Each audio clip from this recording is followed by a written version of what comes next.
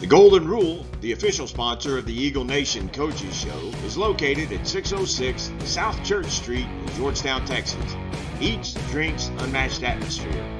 Above all else, goodwill, friendship, and kind regard.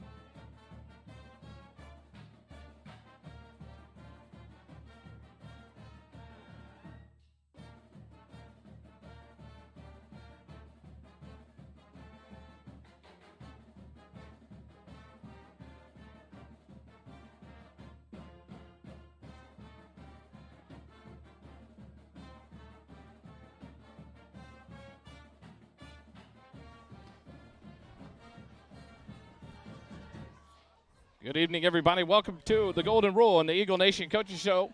Live here tonight on the patio. We can't change it up. It's all worked. We've been on a winning streak, and so the patio it is. The heaters are on tonight. So thanks for joining us live here on the SHN with the Eagle Nation Coaches Show. Chuck Griffin, the head coach, will join us here in a minute, and a couple of defensive players will be up here with us. But a lot to talk about. A great game last week on the road. I got to watch a different broadcast and see how well we did, and I tell you what a performance by this team in tough conditions, weather-wise, and a lot of wind, overcoming some adversity, and coming through with a big win in Pie District, another gold ball in the trophy case for this football team, and another win on a great year, district championship. Coming out as the third seed, and maybe that's a little deceiving in the playoffs. Maybe that played to our advantage as we faced off against the Canyon Cougars. We got to play at their stadium, and a lot of intricacies in that, in the Adams brothers that had been at Georgetown before, and 2 stars there for Canyon Cougars. And the Georgetown team was very unwelcoming to the Adams brothers. 6 sacks from the defense of Eli Adams, and so what a performance by this defense to continue to make a name for themselves. A lot of questions were asked at the beginning of the year, and I think they've answered them all and then told everyone to kind of quiet down. And it's been a performance to enjoy. The tackles, looking at the stat sheet, when you have that many names involved in different tackles, different quarterback pressures, the sacks, to watch this D-line stack things up and clog up the holes to allow these linebackers and safeties to roam around and make hits. Leo Diaz with an interception. Just a lot of good things happen. Then for Noah Boris to take that'll be a discussion we'll have with Coach Griffin here in a minute about the hit on Noah Boris. He left the game. Tucker comes in and leads a touchdown drive. Looked great in it, and it was fun to see that number 4 back on the field in his senior season. And so that was awesome to partake in.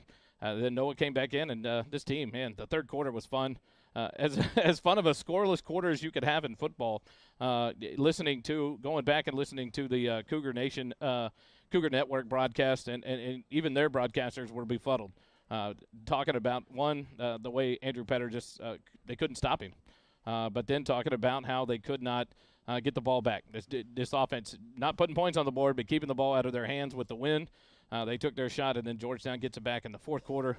The Eagles come away with another touchdown to seal it up. Didn't allow any points in the second half to this Canyon Cougar team, and so what a win, and what a way to move on in the playoffs. The challenge now will be on the road at Magnolia West, the Mustangs, on Friday night, 7 or 7:30, Coach. It is at 7 o'clock. You look on some social media websites, it shows 7:30, 7 o'clock. No matter what, we'll be there. We will broadcast the game. It will be on the NFHS network this week, but it will be your SHN broadcast crew. Kelly Duvall, Dave England, myself, Holden Toomba, our statistician, will be there as well, and we'll bring it to you live from Magnolia West on Friday night.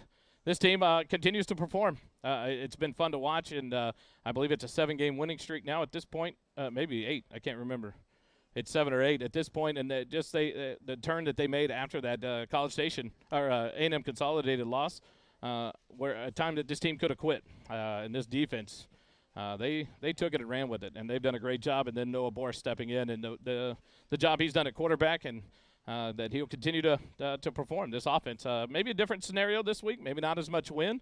Maybe the passing yards. This is the first time I saw in the stats we didn't have 200 yards passing in a while. And this offense is very dynamic with Marquise Dominguez and Drayton Dickman, Weston Bruce, Jacob Weisheimer, a lot of weapons on the outside. And then the beautiful I always love the wheel route with Andrew coming out of the backfield and dumping it to him in the flats and letting him go to work. But the first time you look at those stats and saw less than 200 yards for passing, it was like, all right, you would think it would be a different scenario in the score and how this game went. But then you saw 222 yards rushing for one player, and that was Andrew Petter. And hearing their broadcasters just talk about, well, I'd keep giving it to him too. We can't stop him.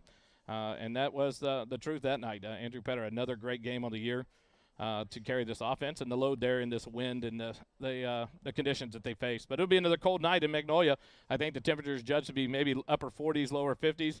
Kickoff there at 7 o'clock. It'll be a dark one, but another chance to go out and put a W on the board and can collect another trophy for that case and move on to the next round.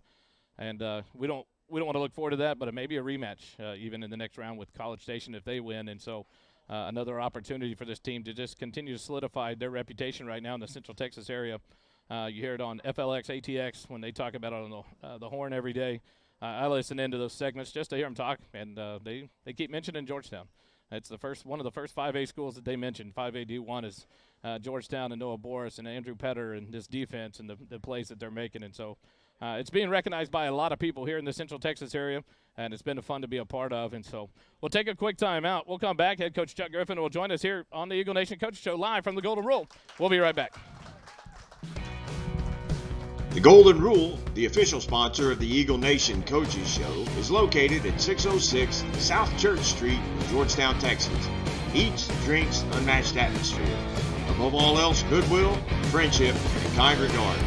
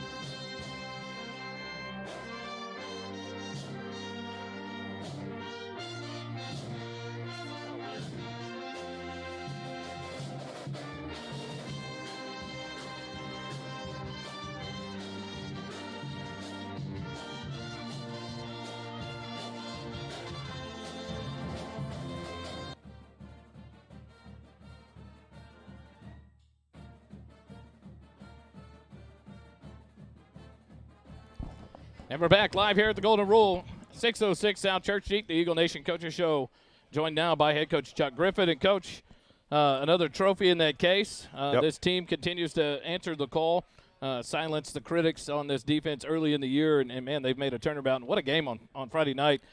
Canyon, a good team. Yep. They had the home, they had the weather. Yeah. And this defense just they came and showed out. Yeah, they really did. They did not treat former students and co-athletes, the Adams brothers, very well. No, I was really proud of our defense. They did a great job against Deuce and Eli, and really against the whole Canyon football team. Coaches had a great plan, and kids went out and executed. They didn't let the weather bother them.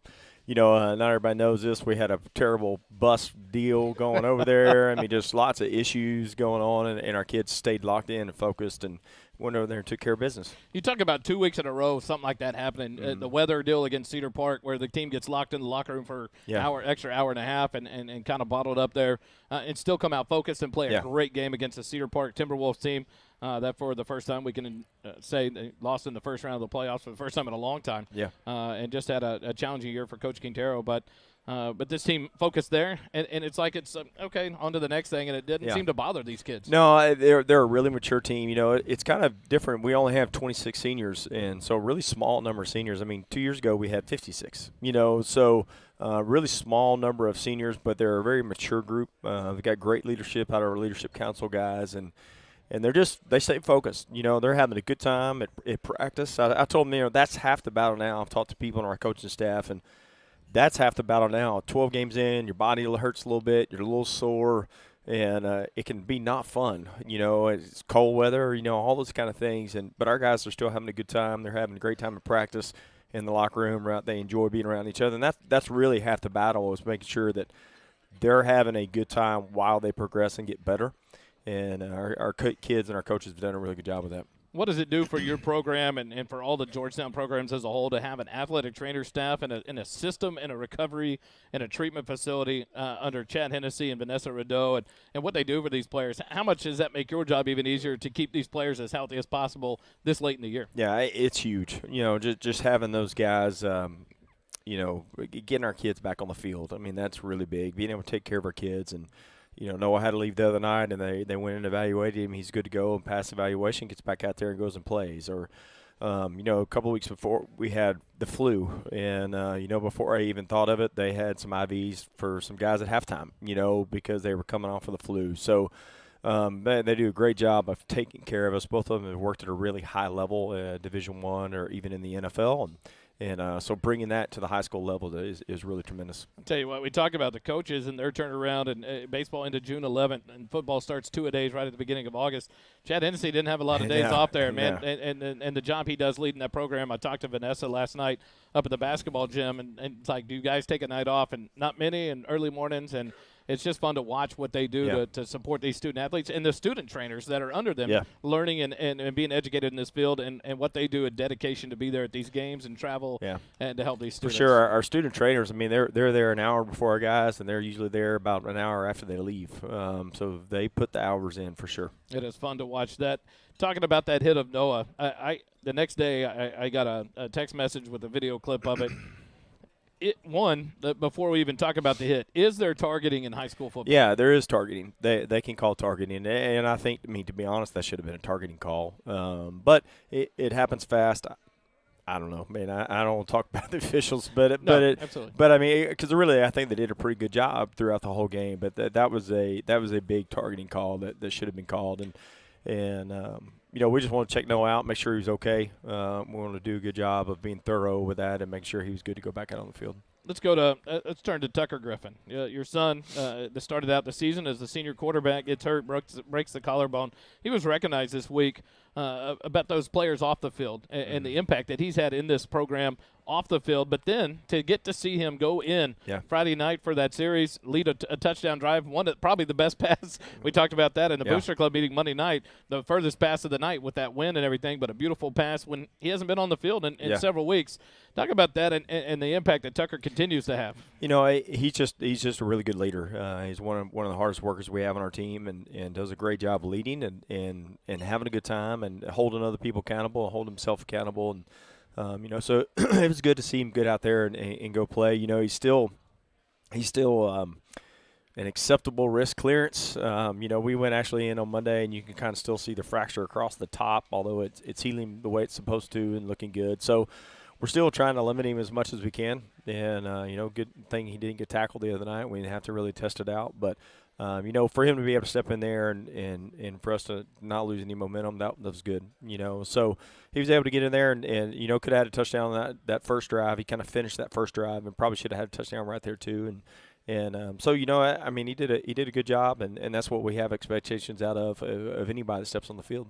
And you got to love that, the fact that what he's gone through mentally, on top of the physical part of the injury and being out, but mentally and not being able to enjoy that senior year on the field and being an active part, but then to come in and make an impact on a game, a big game at that point. And then to see Noah Morris come in and still we got to talk about it. Andrew Petter.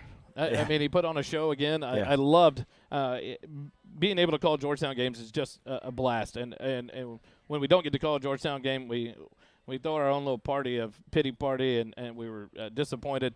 So to go back and listen to Kenyon talk about, I'd give him the ball too. We can't stop him. Said a lot about Andrew Petter and his ability, and talk about that, the running game, how dominant that was on Friday night. Well, it kind of had to be. Neither team, but, they were averaging, I think, 42 points a game. We're somewhere around 46, 47 points a game, and the score was 21-10. It was just because the wind was blowing 25 miles an hour throughout the whole game, and so it made 2 quarters really tough. But we were able to go out there and run the football, which we knew that was going to be key, that we had to do that just from the game standpoint, and then also when you got into the weather standpoint, we knew that was going to have to be an issue. And Andrew just continues to be a thoroughbred, man. He's doing a great job and, rushed for over 220 yards on the night. And I think he had 41 touches when you include all the pass plays as well. So, just a really good job out of him. Growing up and becoming a really good football player for us. How comforting is it knowing he's coming back for a senior year next year? Oh yeah, that's great. yeah. He and Noah both coming back, and we got Landry and Michael coming back. So all of that is really good. But just proud of the way our offensive line handled the other night. Proud. Speaking of that, just our teammates. They kind of what they did defensively kind of took Drayden and Marquise out of the game compared to what they were used to. And there's not any complaining or anything. They go out there and do their job, do what they're supposed to do, and we figured out a way to win the game, and they're great teammates, and that says a lot about our team and why we're still playing, because that's the mentality that they have. The defense on Friday night, a lot of pressure on the quarterback, Adams, 6 sacks on the night, a lot of quarterback hurries, pressure. This defense continues to put up a wall and perform week in and week out, holding a team like New Braunfels Canyon, averaging 40 points a week, to no points in the second half, 10 points on the ball game. That speaks highly about this defense. Talk about that defense performance. They did a great job getting ready and then going and executing the plan. And really all the way around, we had some really good pass breakups, had a big interception, when we needed to. But we knew we needed to make Deuce move. We needed to get him off his spot, not let him stand there and throw the ball. So our defensive line answered the bell, and they did a great job of putting pressure on him, making him get outside the pocket. We had good coverage by our linebackers when we needed, and good pressure out of them when we needed it too. And just all the way around, all of them, all 4 of our linebackers played a really big role the other night. A name that popped up a lot on the broadcast we watched it afterwards, Seth Warren making a lot of plays, stepping up as well with Landry and Lewis and Jacob Faltasek. And so that's another young one coming back next year that's going to help anchor along with Landry Leggett on this linebacker core. That'll be fun to watch as well. Leo Diaz, that interception, it's almost like he hit the guy and took it away at the same time. Really, I was almost kind of worried we might get a pass interference call because he was kind of turned around and he just turns his head at the right time and it really kind of landed in the crook of his arm, just kind of rolled on his chest, and he caught it. It was I didn't see it live. I was kind of like, how did that just happen? But on film, he did a great job of being in coverage, being where he needed to be. So this team goes out on a performance like this on the road. That doesn't shake them. They go the bus issues. That was a funny story on Monday night, and they overcome that and put up a great performance, come away with the victory. And now we go on the road again to Magnolia West. One thing you likened them to, you said if you want to see what Magnolia West is, look in the mirror. Yeah. Talk about Magnolia West, a team that's really similar to us in a scenario, but yet the 4 seed out of their district that we're facing off against. Well, that's a really talented district they have. They're in a really good district, and I think they finished the year 7-3, so they're a good football team. And they're really similar to us. They run the ball really well. They play really good defense. Their kids look like our kids. They're a lot of times you get in the second round and we got super good athletes coming out of the Houston area or whatever. And this team looks a lot like us, as far as makeup as the size and strength and speed of their guys. And so, it's going to be like playing each other. And it's going to be a very physical game. I told them, this is the 5th week in a row that I'm telling you, you better bring it and you better be ready because this is going to be the most physical game you've played all year. And I told them, I think y'all would agree with me that all 5 of those have been the most physical game you've played all year. That's the type of game it's going to be Friday. weather-wise, how's that going to play in? I think we're going to get lucky with no Yeah. rain. I think the rain's pushing to Saturday, and so it's just going to be chilly. But it's into November. I mean, that's kind of what you expect. It's almost Thanksgiving, so you kind of expect it to be a little bit chilly. So I don't think that messes with our guys at all. As a coach, you worry about the bus trip and a 2.5-hour trip and all those kind of things. But I think our guys are mature enough to handle that. I think they do a good job with that kind of stuff. So I think they're going to be just fine doing that.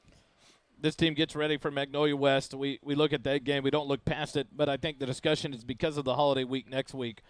With a win at Magnolia West on Friday night, say we win, we're facing off against the winner of College Station and Angleton, I believe it is. Yes. Walk us through those scenarios of what people can expect when we move on next week into that scenario. I've been talking with both teams. We're having trouble finding places to play. For whatever reason this year, everybody wants to play on Friday night, and we're looking to play on Friday night. Geographically, the issue we have is we can't really find a central location for all 4 teams. So we can't really lock in a stadium because nobody wants to commit to that at a 4-way, So I've kind of got a couple things. College Station, we're looking at trying to play in the Waco area. We've got a couple lists up there, and then we're looking to play kind of in the North Houston area if we go down to Angleton. So just working on those. I think I talked to about 14 schools today, and we called A&M and Alamo Dome and DKR and McLean and all those too. So we're looking anywhere to play. So we're still figuring that out. We all 4 want to play on Friday night. The issue could push us to Saturday just because of finding a location. But all 4 coaches would like to play on Friday night. So that's what we're going to try to do. So any major donors out there that's got a spare $25,000 sitting around, we could lock up a college stadium. I mean, I'm just saying, it's worth saying, right? I mean, you get someone that walks up and is like, Coach, I'll take care of that. We'll be here till about 7 o'clock. Or you can call Coach Griffin, call Kelly Duvall for us. I mean, we'll make it work. But and so just different scenarios are going to look to go for the Friday, but Saturday could be a possibility. Yeah, it could be. That just depends on the location and where we get to play. And we really won't know any of that until Friday night when the game's over. We figure out who's playing who, So, it could end up flipping home and home again. I don't want to go to Angleton, but that's you never know how this scenario goes, and if we can put on the Whites, go down and snatch somebody's season, be done with it. I'm okay with being a road warrior. But do remember, Dalhart is an even zip code. Yep. Borgers odd, Dalhart's even. That's awesome. My wife's from Amarillo, and so it was funny when you brought that up Monday night. It was like, wow, they're picking schools way up there in the corner of the state of Texas, and so. As we look forward to this Magnolia West, the travel gets done, and we wait for College Station, Angleton to finish Friday night as well. And then that stuff is stuff you guys will put out as soon as you guys know, and we'll continue to retweet that. Any kind of surprises to expect out of Magnolia West? Anything that we haven't seen? I mean, we've seen it all with Liberty Hill and Glenn and the way they run their that triple option type. No, nothing like that. They're a one-back football team. They run the quarterback a good bit, which that can cause some issues defensively. It just adds another gap to the box, so you got to have another hat to the box, which makes you a little weaker in the back end. So that becomes a challenge, but I think we've got a good plan to go and attack it.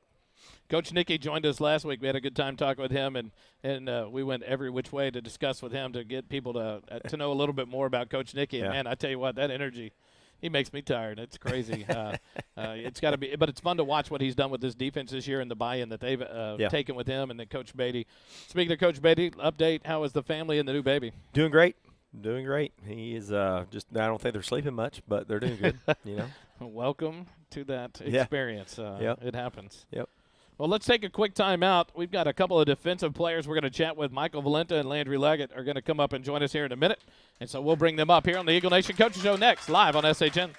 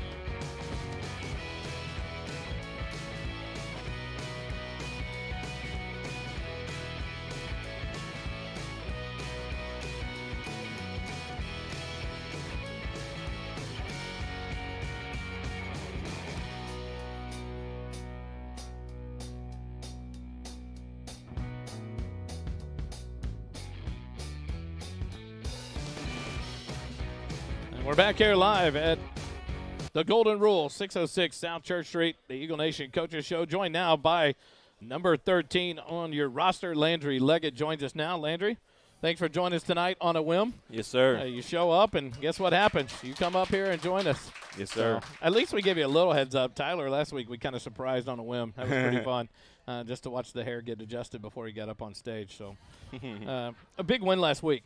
You guys, this defense continues to show out. You guys continue to what I call silence those critics of people that question whether this defense, what they were going to be this year. How much fun has that been? And have you guys? Do you guys just continue to challenge each other to get better and better each week? What's making this tick from this defensive side of the ball? Oh, it's awesome every week. I think we as a team, we kind of all motivate each other every day in practice, and that kind of gives us our push and our energy, and gives us the way that we perform on Fridays.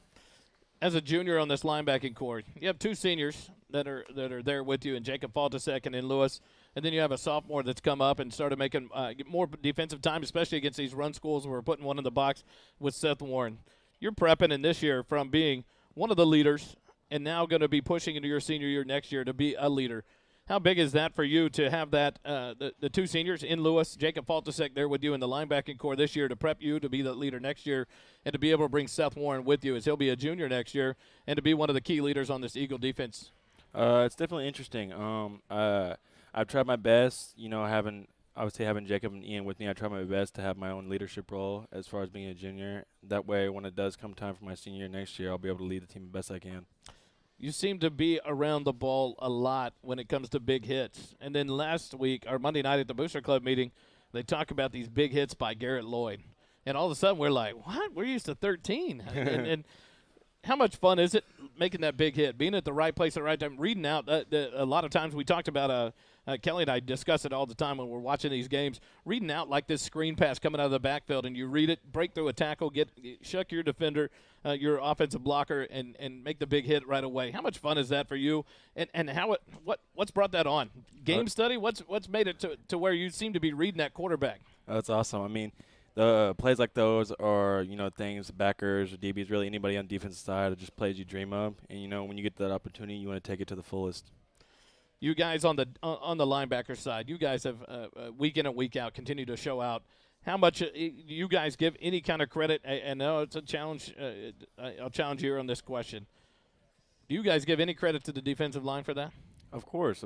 I mean, they're the ones that are opening up the gaps for us to be able to make the plays that we do. Michael Valenta and Jug there in the middle. Then you have Tyler Duncan and Brandon Stovall on the ends. Those guys seem to just be going, especially the two ends. Tyler and Brandon, we've said that several weeks in a row. They play like their hair's on fire. I think Brandon might have caught his on fire. He ended up having to cut it. Tyler's refrained from that so far. But it's like you guys seem to be feeding off of each other now and reading that where they're going to be and being prepared to fill those gaps and to step in to make these plays. Is that something you guys work together on? You challenge each other for? Are you all talking at the whole time during this? Or do you guys help as the linebackers to move that line where you see, or what's going on out there on the field? I think really overall, it's just something that's improved every week since week one. It's just us. The more and more we play together, the more and more we know where each other's going to be at. And if one misses the tackle, we know the other one's going to be there to make it. You've had some brothers come through that have left the Leggett name on this program that have been big-time players. One brother is still in Florida, I believe it is. Caden, is that right? Yes, sir. Playing football down there. What's that motivation for you to make sure that Leggett name continues with you as you bring it up here as the junior of the crew? It's everything. It definitely puts a chip on my shoulder, but I definitely use that to, not only keep that name going, but to make a name for myself. How quick are your brothers to give you a call and critique anything that they might see on the film? Oh, they're doing it while the game's going. You get to the locker room after the game, the text messages. Oh, yeah, 30 there. Text messages about. But does that push you to be better, to get better and see things that they're seeing where they've been through this before? Oh, of course. Any shout-outs before I let you go? Shout out my parents and shout out my team. Landry Leggett, number 13. Thanks, Landry. We'll take a quick time out. Back with more Eagle Nation Coaching Show live on SHN.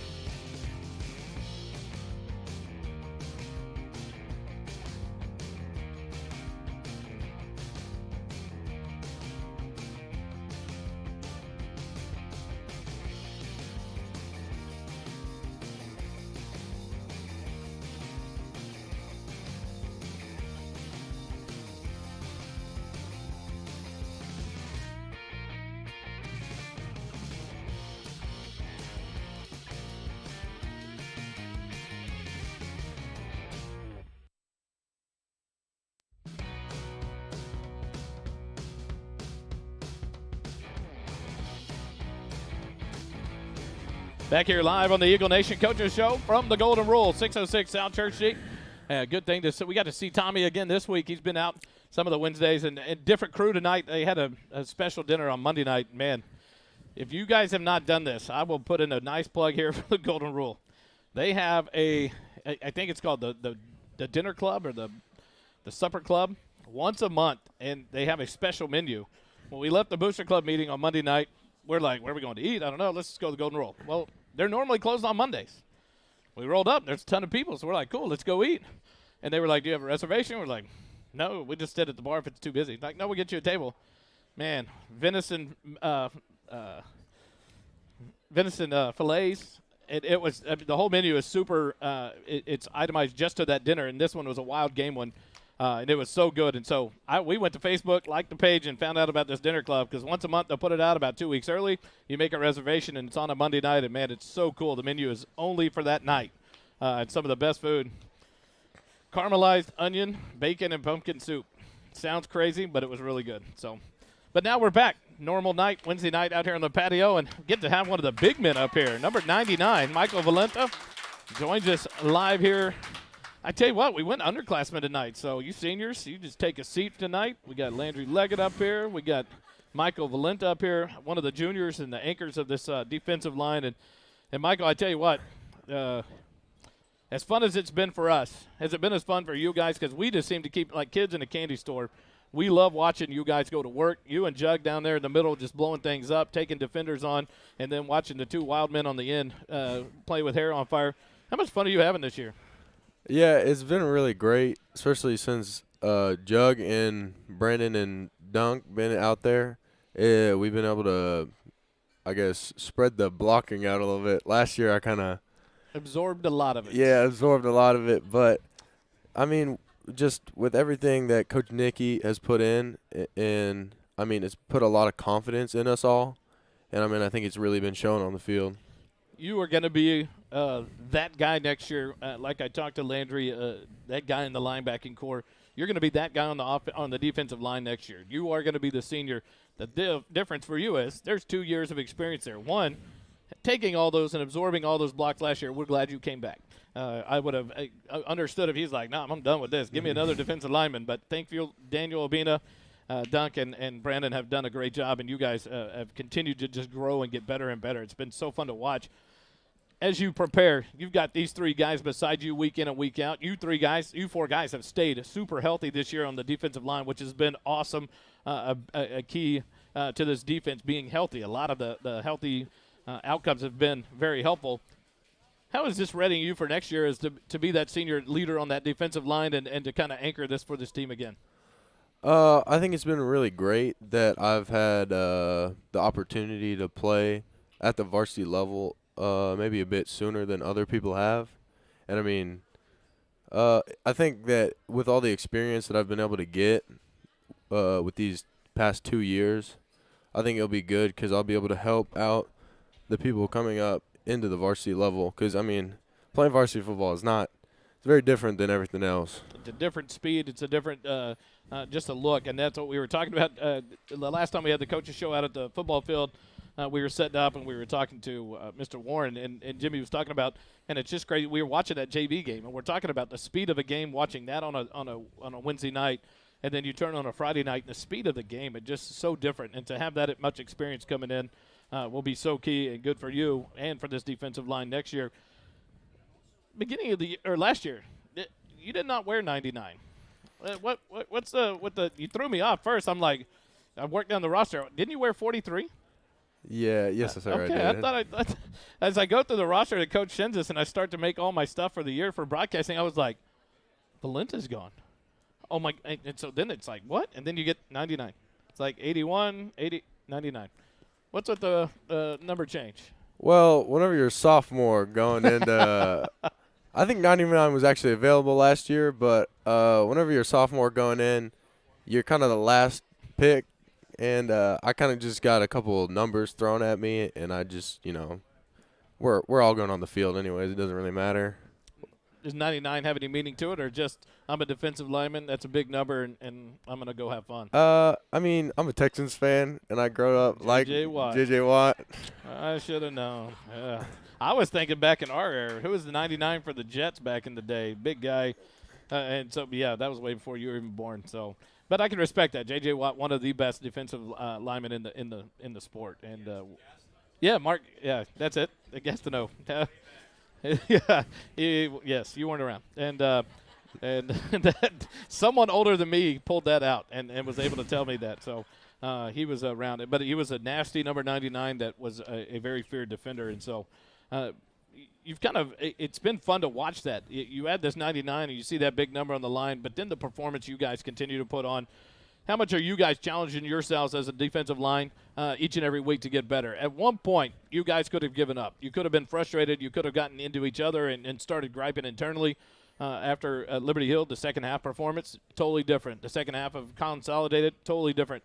But then you guys have gone on a run where it just seems you have upped this game each and every week. One, how did you guys keep from getting it and taking it personal and getting down on yourselves? And two, to challenge each other each and every week to get better? I think that's really just a big testament to the coaching staff that, they're able to keep us. Because, I mean, we're at the end of the day, we're high school students. And to get us to where we can't just give up because we have all this talent around us. And we just have to keep on topping each other, I guess. Yeah, absolutely. And Coach every week recognizes typically for scout team players. And that's good. I haven't asked anybody that. How does that help you guys as you get ready for each and every week? These scout team players come in knowing they're going to get smacked around by you guys. There are a lot of the younger kids, but they're still willing to put on the uniform and to put on the pads and come out each and every day to practice with you guys to help you guys prepare, knowing that their time's coming. But how big does that help you, and what kind of camaraderie does that build with them, with you guys willing to come out and to work and to help make you guys better? Yeah, I'm sure they probably don't love their job too much, and they probably aren't too happy with us. But, just having a working offense in front of us every day to practice on, and because, all these teams, they do different things. And, like the Glen week in the Liberty Hill, just like Coach Taylor and Coach Harmon being able to go out there and run like a very realistic slot T look and just work these JV players to where they're giving us great looks. It helps because do you guys, does that build a camaraderie between them and you guys, that the willingness for them to try to come out and help make this program better and make you guys better and get you ready for the week? Yeah, like I said, I don't know how much they love us because they probably get they don't like us probably beating up on them that much. But, we see them every day, and they're all great guys. And, yeah, end of the day, it's all teammates working together to yes, be the sir. best. How ready are you for Friday night? Magnolia West, the area round of the playoffs. You got to keep them all straight, all these different weeks that you guys have to advance through. The area round, you go to New Braunfels Canyon, beat the Canyon Cougars on their home field. Take the gold ball out of their stadium and bring it home. Now to go on the road to Magnolia West. What's that look like for you guys, and how ready are you personally ready for this game? Throughout the week we've had a great game plan, and at the end of the day, it's just another football team, faceless opponent we're going to play. You guys ready to go? Yes, sir. Friday morning, Friday, you got to go to school, get there early, but then get your lunch, get on the buses. Hopefully not another bus catastrophe like last week, and maybe a smoother approach all the way over to Magnolia. And so thanks for joining us tonight. Any shout-outs before I let you go? Just shout out Code Blue and shout out Death Row. Michael Valenta, number 99, joins us tonight. Thank you, Michael. Appreciate it, brother. We'll take one more time out. We'll come back. We'll give you the Booster Club update because they're going to have a tailgate in Magnolia before the game Friday night, and then we'll get ready to close things out. You're listening to the Eagle Nation Coaching Show live on SHN. The Golden Rule, the official sponsor of the Eagle Nation Coaches Show, is located at 606 South Church Street in Georgetown, Texas. Eats, drinks, unmatched atmosphere. Above all else, goodwill, friendship, and kind regard.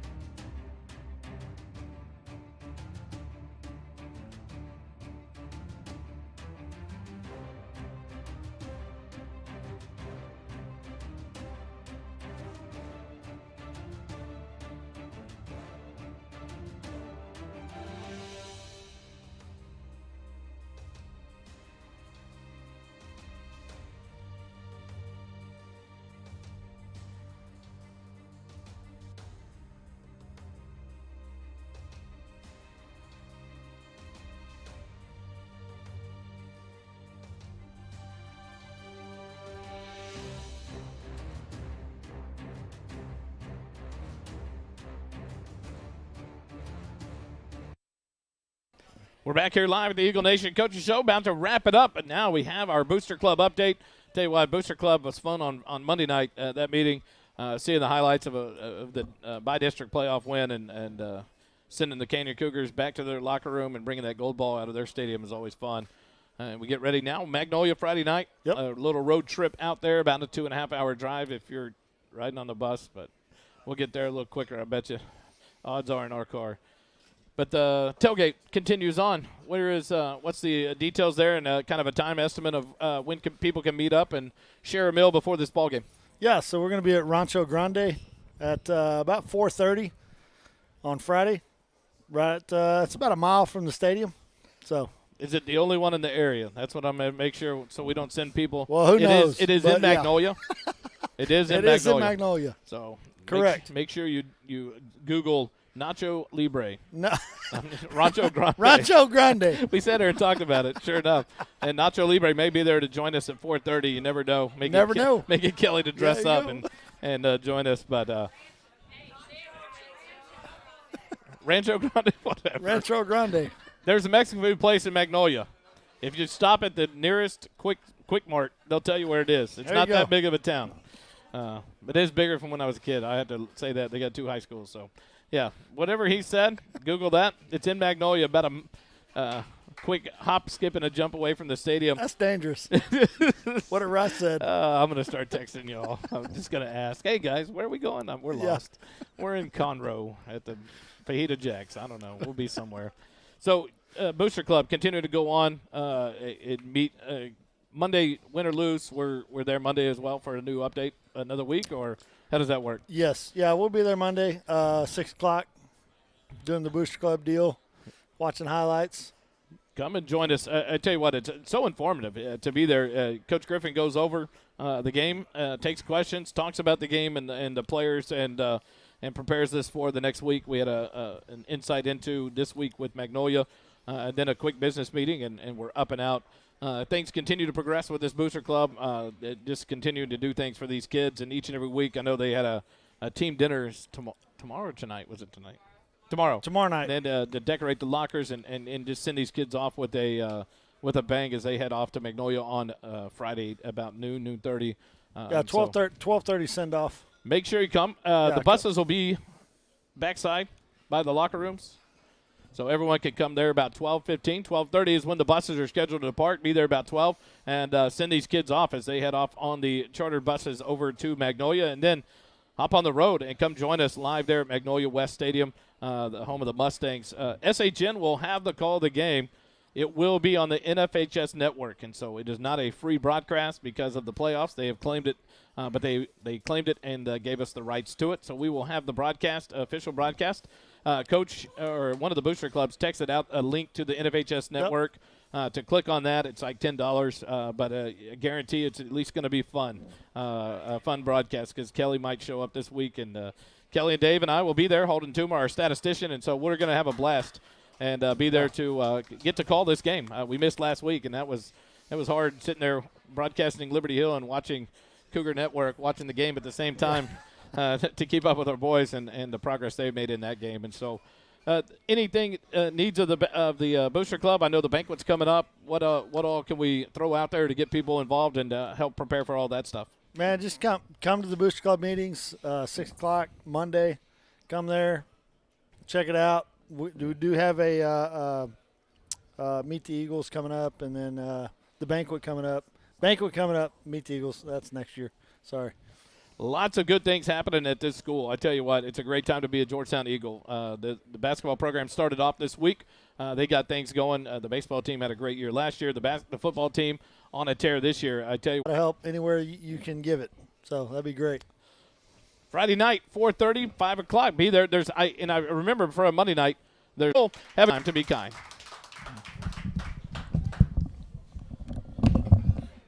Rancho, Nacho, Libre, whatever.